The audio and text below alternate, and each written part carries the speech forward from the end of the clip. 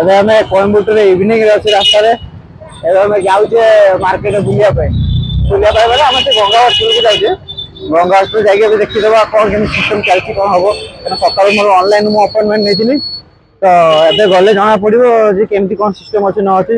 ତ advance one day ଆମେ ଆସିଛୁ ଅଲରେଡି। ତ ଦେଖିଦେଲେ କ'ଣ କାଲିକି ମୋର ସୁବିଧା ହବ ଟିକେ ଯେତେ ଶୀଘ୍ର ମୋ ଅପରେସନ ହେଇପାରିବ ଆଉ ସକ୍ସେସଫୁଲି ହବ।